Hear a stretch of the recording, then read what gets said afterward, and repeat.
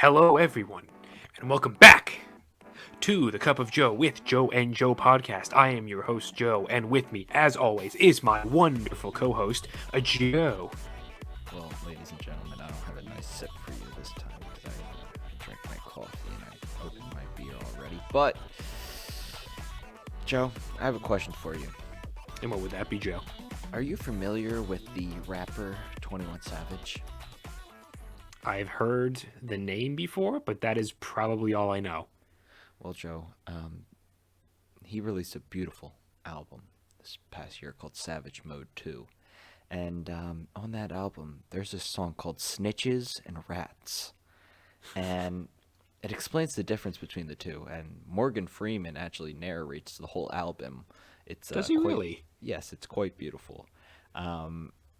And the reason I bring this up is because we got some motherfucking snitches in this fucking Paradise Island. Oh my god. And he brings it around to the topic at hand. Yes, everyone, hello.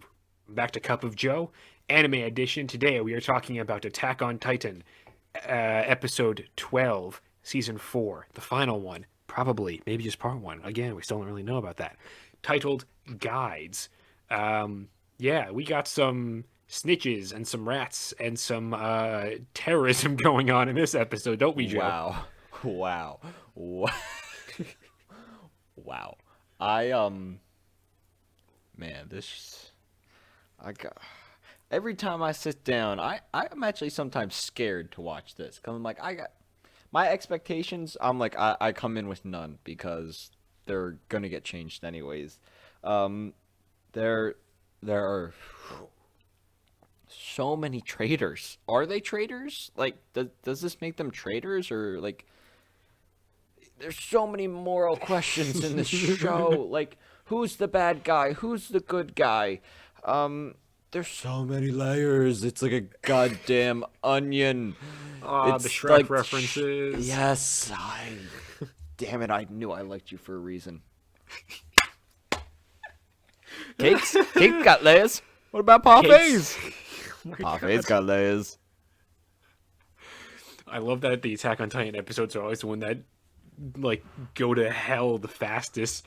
Oh yeah, well, I mean, it's already past my bedtime. It is past your bedtime. I'm a coffee and a beer in, so those chemicals are polymerizing to create Attack on Titan, Joe.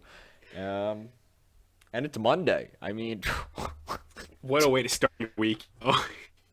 Wow.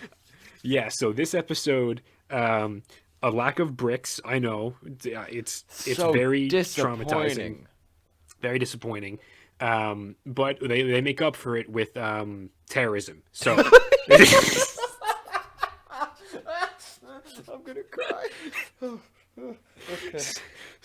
Back on track. Okay. Deep breath in. I'm good. And out. Okay, we're back on track. I'm only going to mention terrorism a few more times, don't worry. The episode starts off, though, with Armin, and he's talking to Annie real briefly again. He kind of reaches out to touch the crystalline form that she's stuck in, but he gets stopped by girl number... Hitch, yes, okay. Thank you for remembering her name, because I was just going to give her a number. You misogynistic asshole. Yes. I'm glad we got that out of the way in the beginning. Moving on. She's just like, hey, don't touch her, you perv. And he's like, no, I was going to try and do a Titan memory transfer thing. And she's like, you're just a perv. And he's like, all right, let's just leave. So they leave, and she hands him the newspaper that she was holding, and he's kind of just like, what's this? And she's like, open it up. And he opens it up, and he's like, terrorism? On my island? No. No, it's something like that. It's people that are, everyone's sort of just like, there's distrust in the military because they're not telling us anything, and also they're holding Aaron not hostage, but imprisoned, and we don't know why. Isn't he like our savior or some shit? I don't know. I'm just a commoner in these lands. I can't even read. But yes, how do you feel about all this goings ons with the Paradise people? It's very meta, to say the least. It's wild. Like, it makes sense why the people feel this way. Like, Aaron fucking accomplished the mission. He kicked ass. Like, why are they not getting information? Like, they had in season 3 we had this big change of the world on Paradise Island where the military took over the all the normal systems were kicked out, like the church was kicked out, and like people put this faith in the military, and now the military is doing the same thing that the other institution did and is hiding information. And it's just this ongoing cycle. Like, I get why they're mad, it makes sense. um, but and the fact that everything is so unstable right now, you're just asking for trouble. And I really feel bad for Hanji. Like, most of the time, I've seen Hanji as kind of like a funny character, but in this episode, I felt so bad for her, because I, I, I, I would not want to be put in her shoes. And the big thing of terrorism in this episode is that, um, you know, the pot's starting to boil. It's boiling pretty fast, but it hasn't gotten out of control yet. It's just kind of like simmering, and Mikasa and Armin want to go talk to Eren. They're like, "Look, like we need he'll talk to us. We need to figure out what the heck's going on." And the premier won't let them. He's like, "Look, like we don't know what's going on. Like, we're literally shutting up everybody because we're trying to figure out information. We're holding all the volunteers, we're detaining them. Pixis is trying to get answers. We're trying to get like all this stuff." And he's like, "Yeah, I don't think going to see Aaron would be that good of an idea." And then he pays Yeah. for that by getting blown up. Yep. Yep. Grade A, 100% homegrown terrorism right there. Nothing like some good karma, am I right? I don't know exactly if that's karma, but I do like what Pixis says later on about him liking the idea of going out via revolution. Yeah, that was a great um, line by Pixis. Really, really good. yeah, especially because like in the beginning, like in earlier seasons, you see him and how he's just like, I am totally on board for revolution against the current hierarchy of government and structure and all that sort of stuff going on within these walls. And the fact that he got blown up like that, I'm just like, yeah, it sucks, but I'm sure he was just like, son of a bitch, like the little snap and point, like, something like that. But yeah, so he's like, yeah, you can't see Aaron, and you get the idea. It's not really confirmed. It's just heavily hinted at that they don't want them to talk to Aaron because they've already made up their mind about him, about passing on the founding titan. They want to find a new host for that, and they're trying to do that ASAP. Um, and then you find out after the explosion happens and like all the people outside of the government building that are kind of protesting Aaron being imprisoned witness this, and they're like, "Oh, this is our moment! Viva la revolution!" And they start doing stuff like that, and then you kind of find out, you're like, "Oh." Or Armin kind of finds out, he's like, "Oh, I think these might have been some of the new scouts, and we might have a bit of a problem going on here." And everyone's just kind of like, "Well, shit." And so they kind of gather in to get the politics going on. And so Hanji is talking to some of the other higher ups. And what's her face from Hizuru is there. What's her name? I don't know her name. I just Lady something. Lady of Hizuru. Let's just call her that. Yeah, the Lady of Hizuru is there and just like sitting in between them, just kind of like witnessing what's going on. And then motherfucking Pixis. I love this man and his perfectly normally sized head. Um, he just comes on in and like a true G, everyone kind of turns to him. They're like, "Dude, Premier Zachary is dead, which would make you the next in line to be like, the head honcho guy." And so they're just like, "What do we do?" And he's just like, "We give up." And like, "Come again?" And he's like, "If we fight them now, we don't know who they are, but we know they are they are in our ranks. They are fellow scouts. They are fellow members of the military. If we try rooting them out now and fighting them, there will be so much bloodshed that we'll have essentially crippled ourselves, and there will be no point in anything that we've done in the last 4 years. So for now, just stop pursuing all this. let Aaron and the, as they come to call them, Jaegerists do what they want to do, and we'll figure this out later. And then he just walks on, or everyone else kind of walks on out, and he stays to talk for a little while. But I found that, like, when he said that, I was so relieved because I was like, I swear to God, if they all start doing stupid political infighting because of all this shit, I'm gonna be so ticked off. And he just Pixis just kind of comes in and is like, "Hey, let's not do that," and had the plot move forward in different ways. And I'm like, "Thank you, Pixis. Thank you very much." Yeah, yeah, I completely agree with that. Pixis really, the way they handled that situation was really good narratively wise. And kind of, didn't full on shock the system, but it was a nice little, like, oh, interesting. That's a little different. And the fact that the army was planning on killing Aaron and taking over the founding Titan, like, that pisses me off. Like, what the fuck? Like, I kind of get it, but at the same time, like, it just goes back to the fact of who are the good guys? Like, if you were telling me that, oh yeah, the military is trying to uh, kill Aaron and have somebody take the founding Titan, I would say they're the bad guys. But at the same time, in this episode, Aaron doesn't look like a good guy. Um, and Nobody looks pretty good as a guy later damn, on. boy, He been damn. doing motherfucking crunches in that cell, let me tell you. He'd be listening to some like DMX and just going hard. And He did the Uncle Iroh. He just fucking threw his legs up into his yes, bars and just started sitting up. oh yeah. Um, so you commented on Pixis and everything, but whew, yo, Yelena creeps me the fuck out. She is such a fucking wild card. I don't know what her intentions are. Creeps me out. The way that she goes from calm to has her little burst of like excitement or like I don't even know what you would call it. Like where her eyes kind of bulge and she gets really hype and she comes back down. Creeps me the fuck out. The fact that Anya Capone talked about how she was murdering people, um, and they did the little flashback to what she looked like, and she had that creepy smile. Ooh, gonna have nightmares about that. So now that's wild, and now, like I said, a lot of layers. There's plans within plans within plans with multiple traders. With what is the best plan? Who is the good guy? What is the right thing to do? Like originally, okay, we're going over to Marley to try and take back our freedom.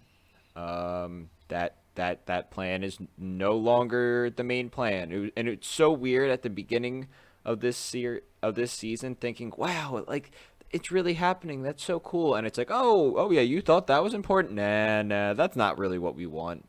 Um, like, there's now a separate plan between Aaron and Zeke. Are they also going against the Paradise Islanders? Are they trying to form their own thing? Like it's so just like the characters in the show, we're just as lost as them.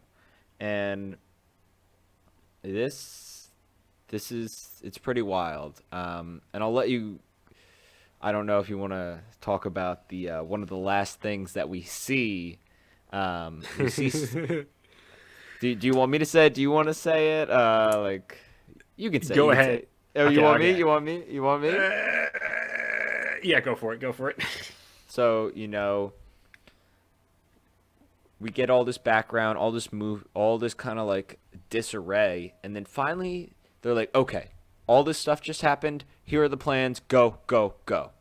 And they start putting stuff in action. They start looking for Aaron, who we didn't mention, but Aaron is broken out, and a bunch of other people are broken out by Oh yeah. former Jaegerist, which is crazy. Also, I And hope they flash back to that because apparently he breaks out. Like I think he broke out using the Warhammer Titan power. Like I thought someone mentioned that, but we don't see that. So I don't know what. Like I want to see that, but carry on. yeah, I heard that too. And he meets up with the Jaegerist and Flock's leading them, and he's looking good as hell. He puts his hoodie on, looking dramatic, looking pretty cool because he just got back from being a Titan, so he's got his those eye things. Yes, Um, that's why I knew that. I was like, he's got the fucking eye marks. That's why I knew he went Titan. and it's like this is the last note I have, and I wanted to bring it up to end, but like, dude, like, does Aaron know what he's doing? Like, I can't tell if like at first we're like, okay, Aaron has a plan and he's just keeping it to himself, and it's all gonna work out in the end. I am not convinced by that anymore. I think that he might be actually delusional or crazy at this point. Like and maybe Zeke's delusional and crazy, and they're both just wild, and they're just two crazy people with power that need to be killed. Um, like I really don't know. If I had to make a bet a couple of weeks ago, I would have said no. Aaron has a master plan, and it's all gonna work out. I am taking my chips away. I don't know where to put my chips. Um, so we can talk about that, but everybody now has to go find Aaron. They talk about how Yelena was maybe had this master plan that she was getting jobs for some of these people in different locations, like a restaurant. Uh-oh. Uh-huh, Who do we know that works in a restaurant? where also Gabby and Falco are going to be going. Yeah, with the Browse family. Things are boiling even more. But the big thing that happens is, all this stuff is going down. People are running around trying to find stuff, and you see in the town square, you see this hooded person sitting on a fountain. And then you get a quick zoom in of who it is. And Joe, who was it? It was motherfucking Pick. Holy shit, how did that happen so fast? They fucking infiltrated, like, immediately. What happened? What actually happened? Like, I am so lost with the time difference. Like, how much time has passed since I got back? Yeah, like, I'd imagine it's been maybe a few days since they got back from the attack on Marley, since they rescued Aaron. I know it was only at the end of last episode where we saw whatchamacallit, the Marleyan Titans and Magath, Commander Magath, talking about their plans. But I imagine that takes place like the morning after the the attack from Aaron. So I wouldn't be surprised if like that took place the morning after, and then it's a few days later for the rest of everything on that, like where we are now on Paradise Island, and then within those few days, obviously some of the Marleyan Titans have managed to infiltrate their society, and I'm just like, fuck, it never ends. It's never gonna fucking end. It's just like Yeah. cycle after cycle after cycle. I'm like, I swear to fucking God. Yeah. And I'm like, damn. I'm like, are they the first thought that came through my head? I'm like, oh my god, the whole cycle thing. I'm like, are they about to pull a surprise attack and fucking is Reiner gonna jump out of nowhere and turn into the goddamn armored titan and start causing shit? Like, is he gonna pull an Aaron? Um, I don't know. I have no clue, dude. Just when we thought we were getting a little bit of understanding, a little bit of like, okay, I feel like where episodes are going. I feel like what's gonna happen. It's gone. I have no clue where this show is going. I am so not lost. Um, But you can't predict what's gonna happen. there's absolutely nothing. The only thing I feel like next episode is we're gonna get more info about Gabby and Falco. That's the only thing. Yeah, probably. And I'm not entirely convinced that they're going to do the same sort of thing, like a surprise, like attack on the citizens, because I'm pretty sure their main objective is to just retrieve Gabby and Falco so they can have successors. And then I honestly have no idea if they actually plan on trying to attack or kill, whatchamacallit, Aaron or Zeke. Because also, I don't know if they can. Like, I know Reiner is pretty good as a fighter, and I know Peck is pretty good, but also Peck requires like guns and people to fire them, so they would need to bring them there. Um, and it's probably really hard to fire those 50 caliber housing units. And also, I just don't know if they're as strong as the Beast Titan or whatever the fuck Aaron classifies as now with the Founding Attack and Warhammer Titan. Like I always forget, and I'm curious to see, will Aaron's Titan look different now that he's acquired the Warhammer Titan? Like I'm very intrigued to see that. I maybe I can you activate?